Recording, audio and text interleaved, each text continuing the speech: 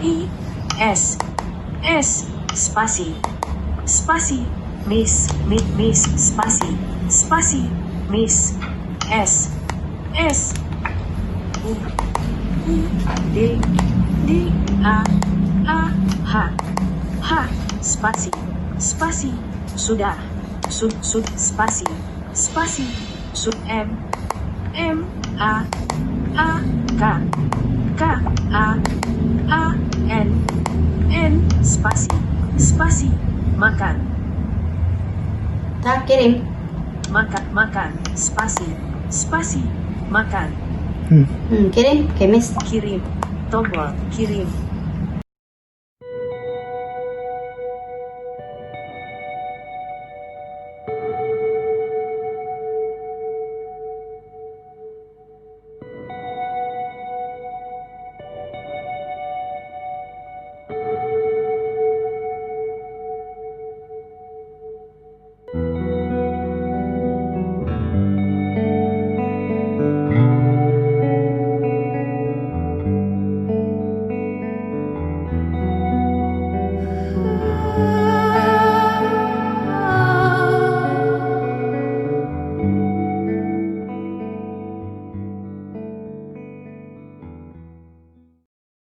Nama saya Merlin, saya adalah seorang guru di Yayasan Pendidikan Dwi Tuna Harapan Baru, di mana yayasan kami mengajar anak khusus untuk siswa dengan MDVI atau Multi Disability with Visually Impairment, jadi anak tunaganda. Jadi saya ini mengalami yang namanya katarak kongenital ya. Katarak kongenital adalah katarak yang dibawa lahir oleh seorang anak. Itu banyak sih yang menjadi penyebabnya. Kalau di saya diprediksi oleh dokter karena virus toksoplasma. Nah karena itu sekarang kan banyak sekali ya orang yang terus-terus mengkampanyekan, ayo dong anak kecil diberikan vaksin. Apa nama vaksinnya itu ya, untuk rubella gitu. Supaya anak-anak itu tidak mengalami rubella. Jadi ketika anaknya mengalami rubella sebenarnya tidak fatal ya. Tapi ketika dia kena rubella, mamanya hamil, maka peluang adiknya yang lahir itu menjadi disabilitas semakin tinggi, seperti yang saya alami. Jadi bisa menjadi tidak melihat, tidak mendengar, atau mengalami yang namanya keterbelakangan mental atau gangguan kecerdasan. Jadi awal didiagnosanya itu waktu masih kecil ya, umur 5 tahun, tapi waktu itu nggak tahu itu namanya katarak kongenital. Dan waktu itu masih berpikir, oh ini nggak bisa diapa-apain nih, ya udah. Tapi pada saat saya berusia sekitaran 19 tahun, saya sudah kuliah waktu itu. Saya kuliahnya malah cepat, umur 17. Nah, di kuliahan saya ketemu dengan teman yang sama-sama tunanetra. Dia menceritakan bahwa saya ini termasuk tunanetra dan saya nggak percaya gitu. Ya udah biarin aja. Baru kemudian saya dikenalkan oleh teman tersebut kepada komputer bicara. Itu karena saya di sekolah waktu di kampus itu gak pernah dapat nilai buruk, baru sekali. Dan saya bilang sama teman saya, ini guru saya bilangnya kok tulisan saya naik turun ya, apa gurunya yang salah atau saya yang salah ya gitu. Jadi teman saya bilang, coba aja kamu pakai komputer bicara, pasti tulisannya rapi. Ya saya belajar. Dari situ saya ketemu dengan teman-teman di Harapan Baru, tapi waktu itu masih belum mulai untuk berpikir kami akan mendirikan Harapan Baru. Masih cuma berpikir untuk belajar komputer. Setelah belajar komputer, saya cek ulang penglihatan saya dengan dokter, dan kemudian dokter menyarankan untuk operasi. Saya operasi, dan setelah operasi itu nggak berapa lama kami semakin teguh ya, oh kita harus buat sesuatu. Kita tidak mungkin begini-begini saja, masa kita mau tolong diri kita sendiri aja. Nah disitulah kami mulai untuk berpikir kami akan mendirikan suatu kursus khusus untuk anak-anak disabilitas netra, supaya mereka itu punya skill berbahasa Inggris atau berkomputer. Pas kami awal buka layanan, yang datang itu malah tunaganda semua. Lah kalau ini macam mana dia mau belajar komputer atau bahasa Inggris? Jadi kami memutuskan untuk membuka daycare. Jadi kami memperlakukan mereka seperti anak sendiri atau adik sendiri, dan mereka ada progres. Setelah mereka ada progres, kita berpikir, next on apa lagi? Masa cuma gini-gini aja? Kita cari informasi di Google, di mana-mana, kita ketemu yang namanya Yayasan Pendidikan Dwi Tuna Rawinala. Sejak saat itu kita banyak belajar dengan Rawinala, belajar tentang kurikulum sekarang, dan kita udah nggak daycare, kita lanjut sekolah. Waktu itu tahun 2016, dan setelah punya sekolah kami nggak berpuas hati lagi, masih bertanya, anak lain sekolah ada SD, SMP, SMA, anak kita bagaimana? Masa sih mereka gini-gini aja lagi? Cari lagi. Sehingga tahun 2019 kami memutuskan bergabung dengan orang tua murid dan mendirikan yayasan, sehingga hari ini kita sudah resmi berbentuk yayasan. Dan kita belum puas, masa yayasan aja? Mana gelarnya? Mana tanda bukti lulus SD, SMP, SMA? Maka nanti kita mau daftarkan diri untuk menjadi resmi sekolah di tahun 2021 mungkin. Jadi kami pendirinya adalah 5 orang tunanetra. Jadi saya Merlin, ada teman saya Kak Linda, dia sarjana pendidikan. Baru kemudian ada Bapak Riki, ada Ibu Eti. Jadi kalau yang kami 3 orang selain Kak Linda, itu kami tanpa gelar. Kami anak SMA lulus kuliah. Saya dengan Ibu Eti kuliah, tapi kemudian kami terbentur ekonomi, tidak ada yang selesai. Bapak Riki dia memang fokus di musik, jadi dia tidak kuliah. Dan ada satu lagi Ibu Sri Melati, dia seorang dokter. Dan dia juga low vision sama seperti saya. Nah, kami 5 orang, kami bersatu padu, kita bermohon kepada orang tua, ayolah bantulah kami guru-guru ingin punya sekolah. Dan kemudian orang tua siswa, ada yang sangat ingin mendirikan lembaga, ada yang tergerak hatinya juga. Bekerja sama kami sama-sama mendirikan yayasan. Nah, terus apa yang kami berikan kepada anak-anak? Yaitu kami memulai mengenalkan anak pada yang namanya kurikulum fungsional. Nah, kurikulum fungsional ini berbeda setting dengan terapis autisme atau sekolah SLB lain yang masih memikirkan kurikulum. Dan juga ada yang namanya klinik setting atau datang anak di mana kalau misalnya di dalam KIKD-nya ditulis belajar ganti baju, maka dia ganti bajunya di ruangan. Bajunya tidak belajar. Sedangkan di Harapan Baru tidak ada klinik setting. Semua berjalan sesuai dengan jadwal. Pagi datang dia harus buka sepatu, di situ dia belajar buka, dan ketika dia pulang dia pakai lagi, di situ dia belajar pakai. Nah, ada pelajaran berkebun. Saat berkebun, anak-anak basah, dia harus ganti baju.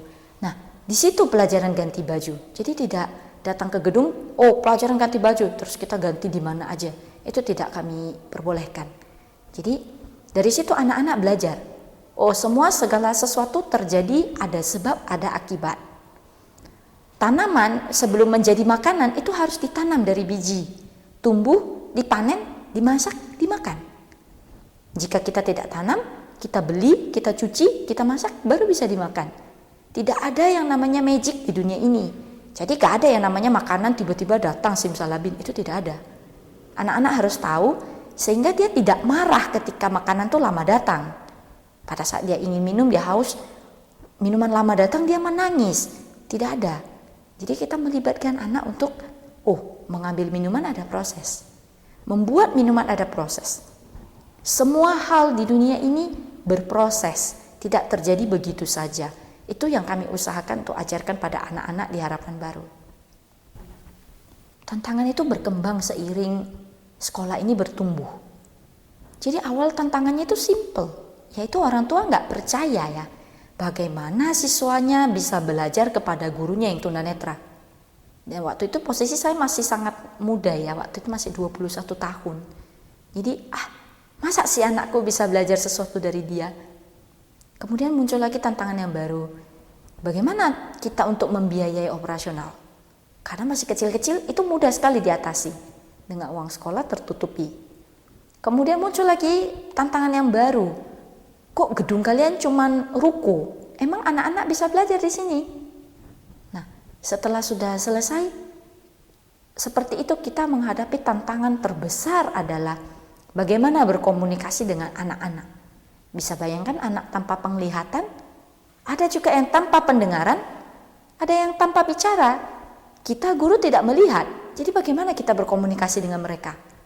Itu adalah tantangan terbesar yang yang kita rasakan dari start 2014 sampai hari ini.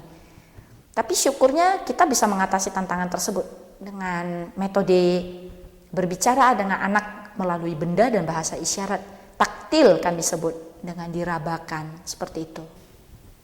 Kami dapat pelatihan panen pertama itu dari SLBG Dwi Tuna Rawinala itu di tahun 2016. Sejak kami dapat pelatihan itu kita langsung ganti sistem menjadi sekolah dari daycare, dan kemudian Rawinala terus mengevaluasi kami dan terus memberikan kami pelatihan. Jadi kami setiap tahun itu ada pelatihan bertahap, dan untuk naik dari satu pelatihan ke pelatihan selanjutnya kita itu harus ada yang namanya evaluasi. Jadi tidak bisa dapat pelatihan di modul selanjutnya kalau tidak lulus evaluasi. Dan syukur kepada Tuhan, sampai hari ini kami adalah sekolah terbaik di Kota Medan, karena kami yang lulus terus meningkat dari training 1, training 2, sekarang training 3. Bahkan kami dipercaya oleh Perkins School for the Blind Amerika Serikat untuk ikut pelatihannya pada diklat yang dilaksanakan oleh P4TK, jadi oleh pemerintahan bekerja sama dengan Perkins. Kalau orang lain harus ikut level 1 dan 2, kami dapat mujizat ya langsung level 3, jadi tidak lewat 1 dan 2. Dan mereka sangat percaya kepada kami. Nah, di situ kami mendapatkan pembelajaran. Bagaimana kami bisa menangani anak-anak dengan perbedaan ini ya? Kita menggunakan sistem namanya PPI. Kalau di sekolah biasa kan pakai RPP, rencana pembelajaran itu kan. Kalau kami PPI, program pembelajaran individu. Jadi kami meyakini bahwa tidak ada ikan yang bisa manjat pohon. Karena itu kami menyesuaikan.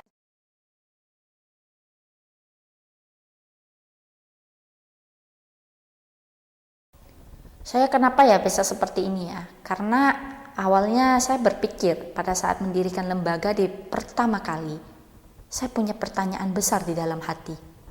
Mengapa semua anak yang dilahirkan di dunia ini, atau mengapa semua manusia yang tercipta di dunia ini harus mendapatkan kasih sayang? Apa alasan seorang orang tua mencintai anaknya? Ada yang berpendapat kalau, oh karena anakku pintar, oh karena anakku bisa menghasilkan uang, oh nanti anakku setelah besar bisa menjaga aku. Kemudian muncul pertanyaan selanjutnya, kalaulah anakmu itu seperti itu, kalau anakmu seperti saya ini kan kalau menurut orang tua saya, menurut orang di sekitar yang waktu itu tidak punya pengetahuan ya, tidak seperti sekarang. Dia bertanya, nanti anakmu kalau udah besar, siapa mau kawin sama dia? Dia aja nggak nampak. Nanti dia udah besar mau kerja apa? Mau bergantung sama kau seumur hidup? Seperti itu yang selalu ditanyakan masyarakat. Dan kemudian itu juga saya tanyakan kepada diri saya sendiri, dan saya tanyakan kepada banyak orang. Dari situ menjadi trigger saya. Saya aja bisa, oh saya bisa kuliah, saya bisa sekolah. Saya pengen sekolah, saya suka sekolah, saya mau ada teman. Karena itulah saya mau anak-anak juga merasakan hal yang sama. Punya teman itu enak ya, karena waktu kecil saya nggak ada teman, orang menganggap saya nyusahin. Waktu kecil mama saya sama papa itu menganggap aku itu nggak ada nggak ada istimewanya ya. Padahal saya sangat merindukan ada orang yang menganggap saya istimewa. Nah, kemudian dari sini saya belajar bahwa anak-anak ingin merasakan hal yang sama. Ingin dicintai, ingin mempunyai pekerjaan, ingin hidupnya memiliki value atau harga. Nah, dari pengalaman saya ini saya mengajarkan mereka. Kita harus bekerja, tidak meminta. Mama papa harus sayang kepada anak tanpa alasan. Karena jika kita mempunyai alasan, contoh, seorang suami mencintai istrinya karena dia cantik. Nanti kalau tua istrinya sudah berkeriput, apa dia masih bisa cinta kepada istrinya? Nah, karena itulah saya mengambil kesimpulan bahwa cinta itu harus tanpa alasan, dan seorang anak mempunyai value ketika dia bisa melakukan sesuatu yang membuat orang lain tersenyum. Sederhana, hanya itu.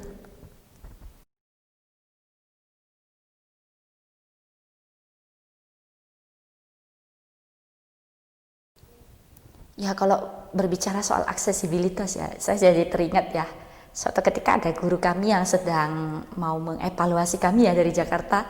Dia tanya gini, Lin, kamu gak takut tinggal di Medan? Saya tanya, kenapa Bu? Kamu masa gak takut mati ya? Di sini trotoar aja gak ada. Saya bingung tadi mau nyebrang, mau nunggu angkot. Itu di mana pijakannya? Baru saya bilang sederhana, Bu, kami sudah terbiasa, kami terlatih, Bu. Allah bisa karena biasa. Karena masyarakat di sini itu nggak peduli sama kami, Bu. Jadi kami harus nekat. Ya biarin aja, dia kalau tabrak kita kan, kita naikkan saja tongkat tinggi-tinggi, Bu. Nanti kalau misalnya dia tabrak kan dia yang kacanya terpukul tongkat duluan, Bu. Biar dia tahu rasa. Karena apa? Kita jadinya antipati, tidak simpatis lagi dengan masyarakat, dengan pemerintah. Pemerintah kan kasih kami bantuan memang, betul. Dan setiap tahun dia mengatakan hal yang sama. Kami kan sudah membantu organisasi ibu, kami kan sudah membantu disabilitas dengan memberikan alat bantu. Ya betul, tapi alat bantu yang diberikan adalah massal. Jadi tidak sesuai kebutuhan. Saya berikan 100 kursi roda, contoh. Sedangkan mungkin ukuran tubuh saya ini berbeda dengan ukuran tubuh ibu, misalnya kita sebut ibu neneng. Misalnya ibu neneng kecil, kalau dia pakai kursi roda yang besar seperti yang saya pakai, maka ibu neneng semakin disabilitas. Karena dia tidak bisa menggerakkan dirinya di atas kursi roda. Dan akhirnya apa yang dipilih ibu neneng? Dia turun ke lantai, tidak usah pakai kursi roda, dan mengesot. Itu kan tidak manusiawi menurut saya. Kemudian fasilitas publik ya, terutama toilet. Lama-lama saya berpikir begini, kalaulah saya suatu saat sudah tua, kemudian kaki saya menjadi lemah, maka saya tidak berhak masuk ke toilet. Karena banyak toilet itu disediakan kecil-kecil, kursi roda tidak muat, kadang aksesnya bertangga, dan saya tidak bisa tahan diri saya menangis ketika saya bantu ibu-ibu di organisasi kewanitaan. Bayangkanlah Bapak Ibu ketika melihat seorang wanita berdandan sangat cantik, pakai kebaya rapi, dia mau ke toilet, kemudian toiletnya tidak akses. Dia turun dari kursi roda, dia buka pakaiannya, roknya, kemudian dia mengesot di lantai yang sudah bekas dipijak orang, dan bahkan ada orang tidak berperi kemanusiaan, dia sudah pipis di lantai. Apa perasaan Bapak Ibu? Saya tidak bisa bayangkan ya itu terjadi kepada ibu saya atau kepada diri saya, kepada nenek saya. Saya tidak sampai hati. Tapi kenapa banyak orang yang sampai hati melihat hal tersebut? Ya udah, mereka bantu, mereka angkatkan saja, tidak pernah mempedulikan perasaan orang lain. Nah, ketika menuntun juga demikian, ada orang yang menuntun tidak tanya dulu, Bu bisa saya bantu? Dia tidak tanya, dia tarik saja, dan kita takut, kita kaget. Kamu mau culik saya atau mau bantu saya? Ada orang yang dia mungkin jijik atau apa, saya tidak paham, dia pegang ujung tongkat terus dia tarik kami. Itu matanya kita untuk meraba jalan. Kalau dia lupa bilang itu ada batu atau ada naikan atau turunan, maka mata kami kan sudah diambil dia, maka kami akan terjatuh. Nah, fasilitas umum yang tersedia seperti guiding dan jalur akses, sepeda motor yang menghuni, bukan kami. Jadi itulah kenapa guru kami tadi bertanya, kamu tidak takut tinggal di Medan, tidak takut mati? Ya jawabannya sama, saya sudah terbiasa, karena memang itu yang terjadi dan kita harus melakukan penyesuaian diri. Saya mau sampaikan hal yang sederhana aja. Setiap manusia yang Tuhan ciptakan di dunia ini, apapun agamanya, seperti apapun kondisinya, Tuhan punya tujuan di balik anak tersebut. Setiap anak berhak mendapatkan pendidikan yang sama dan perlakuan yang sama. Setiap orang bisa berkomunikasi. Setiap orang mempunyai mimpi dan mempunyai kehendak, meskipun kita melihat mereka tidak berdaya. Seperti contoh anak CV ya, cerebral palsy, di mana tubuhnya lunglai lemah. Tapi kita tidak pernah tahu di dalam hatinya dan di dalam pikirannya apa yang mereka rasakan.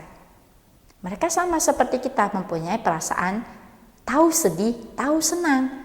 Karena itu saya berharap setiap orang tua itu jangan patah semangat. Cari apa yang anaknya bisa, sekolahkan. Pilihkan tempat sekolah yang baik untuk mereka dan ajak mereka berkomunikasi. Perlakukan mereka selayaknya anak, selayaknya manusia. Karena mereka bukan boneka Barbie. Kita tahu sendiri kalau kita punya boneka Barbie, kita bisa suka hati memakaikan dia baju apa, sepatu apa. Tapi anak ini tetap manusia. Kita bisa mengajarkan mereka cara memilih. Mau pakai baju apa? Mau sepatu apa? Mungkin bagi dia sepatu hak tinggi tidak enak, lebih enak flat shoes. Kenapa kita harus memaksakan kehendak kita? Apa yang cantik menurut kita tidaklah mungkin sama cantiknya menurut orang lain. Sama seperti anak-anak. Baik menurut kita belum tentu senang atau nyaman menurut anak tersebut. Karena itu selalulah bertanya, selalulah mencari. Jangan menyerah ketika punya anak disabel, tetapi cari apa yang Anda bisa lakukan dan apa yang anak bisa lakukan. Sehingga kelak ketika Anda sudah tidak bersama dia lagi, dia akan mempunyai kehidupannya sendiri yang lebih baik lagi.